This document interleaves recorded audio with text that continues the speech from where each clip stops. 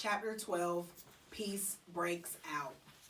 Early in the morning, Ty, D. Lee, and AJ raced downstairs and played Crazy Eights. Later, they ran outside and threw a football around the yard. The Thomases were having breakfast with Bo when the phone rang. Mr. Thomas talked for a few minutes, mostly saying, that's fine. When he hung up, he told Miss Thomas, "We're going to have a visitor, but don't tell Anthony James." Oh, a mystery? I like mysteries because they're fun to solve. Then again, I don't like mysteries because I don't like not knowing what's going on. So I waited and waited. A few hours later, the doorbell rang. The visitor turned out to be Garth Tugwell and his father. "I really appreciate this," Mr. Tugwell told the Thomases. "It was Miss Brisbane's idea. Since Garth can't have Humphrey at our house right now, she suggested that he could help AJ take care of him over here." Sounds like Miss Brisbane, as if I'm trouble to take care of. But Garth had been crying because he couldn't have me. So maybe she was trying to be nice. After Mr. Tugwell left, Mr. Thomas called AJ in. AJ ran into the room and practically backed out again when he saw Garth. "We have a guest," said Mr. Thomas. "Shake hands, Anthony. Garth is here to help you take care of Humphrey." AJ and Garth reluctantly shook hands. "How come?" asked AJ. Garth shrugged his shoulders. Miss Brisbane said to. "Well, come on, we'll clean his cage and get it over with," AJ said.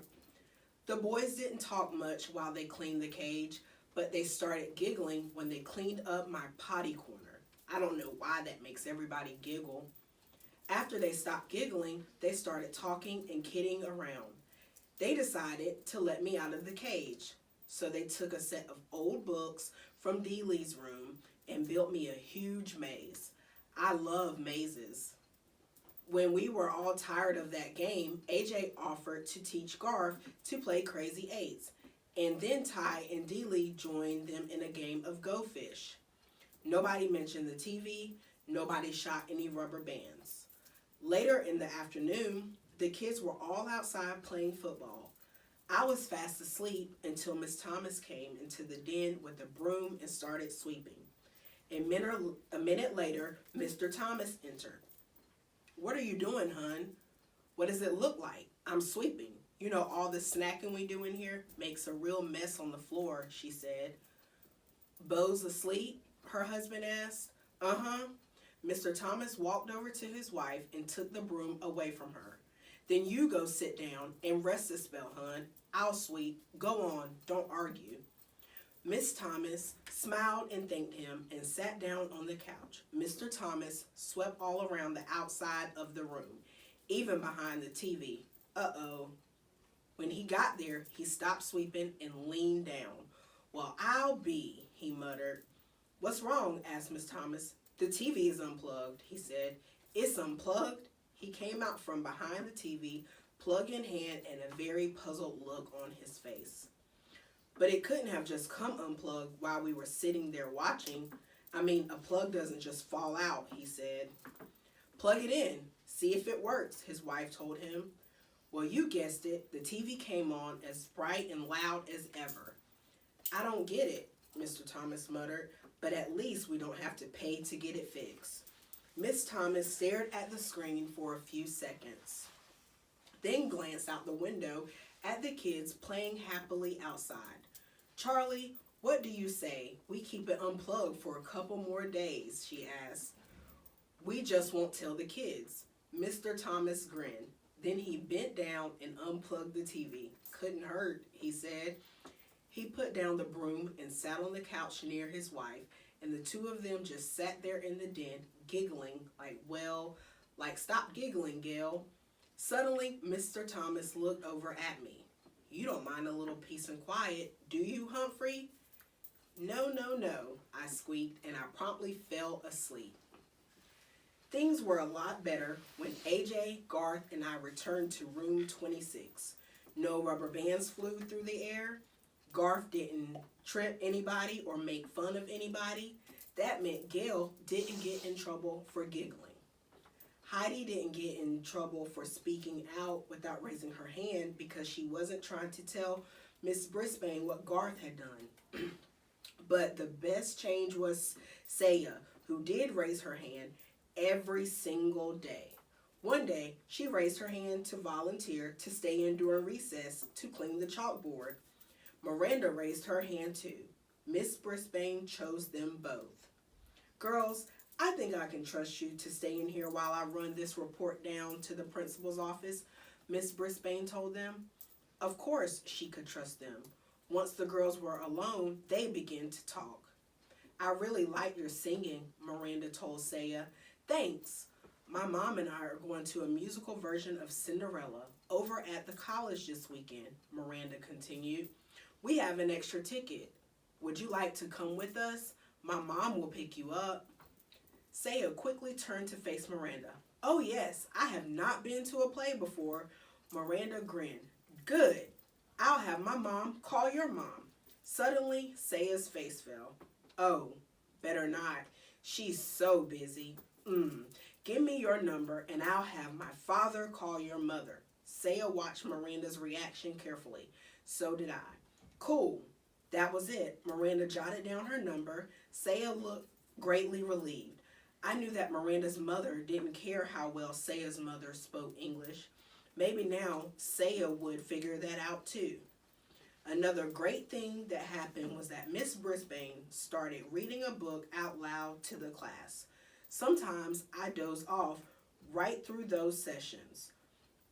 But this time she picked out a really good book. When she announced that it was about a mouse, Gail giggled. What did she say? Art whispered to Richie. Pay attention, Art, Miss Brisbane said. It's about a mouse. Several of the boys groaned. Baby stuff, one of them muttered. We'll see, Miss Brisbane told them. She started to read, and oh, what a tale it was. All about mice, no bigger than I am, who were great warriors. I was longing to put on some armor myself by the time she stopped reading. Continued tomorrow, she announced as she stuck a bookmark in place and closed the book. Tomorrow, that woman truly has a mean streak. She's proved it again and again. I would have sneaked out of my cage at night to finish the book, but she's so mean. She stuck it in her desk drawer, the one she locks with the key. Urgh. The weekend came around, though, and I went home with Richie. I'm still not quite sure how many people actually live at the Rinaldi's house because there were always so many people coming and going. Aunts, uncles, cousins, grandparents, neighbors. One meal seemed to flow right into the next, and Richie's mom was very generous with treats. I'll tell you one thing, you can never be lonely or hungry at the Rinaldi's house. On Sunday afternoon, guess who showed up? Remember Richie's uncle? That's right, Aldo Amato. This time, my buddy Aldo was not lonely because he brought along his girlfriend, Maria, to meet the family. She was a very nice lady who wore her long hair piled up high on her head. She was dressed in bright red from head to toe. Red earrings, red sweater, red skirt, and red shoes. I think red is a very happy color.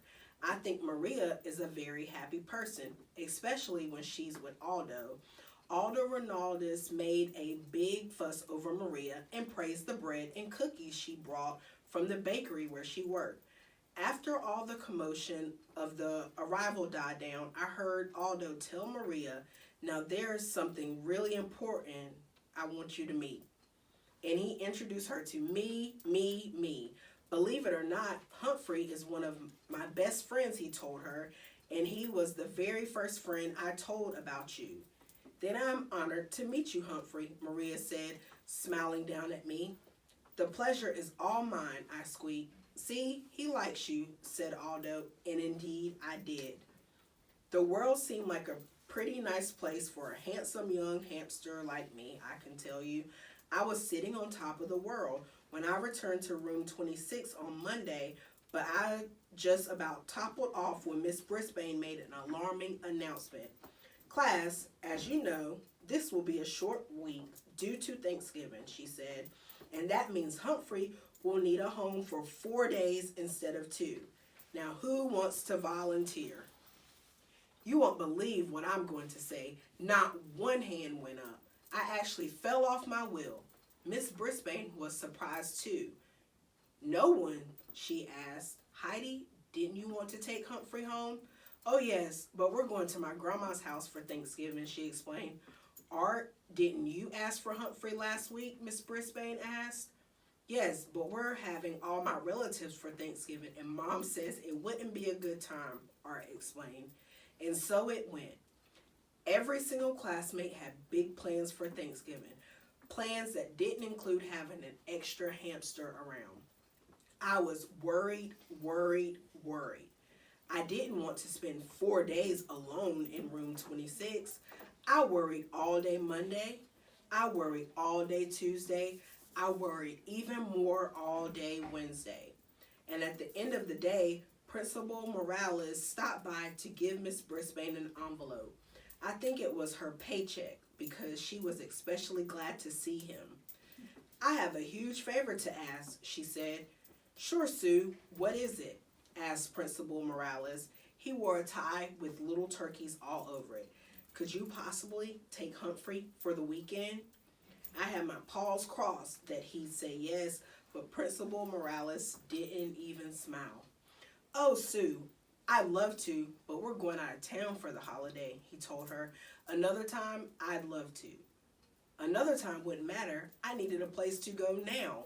After the principal left, Miss Brisbane sighed and began gathering up her papers. And then she turned to me. Well, Humphrey, it looks like you're going home with me for Thanksgiving, she said grimly.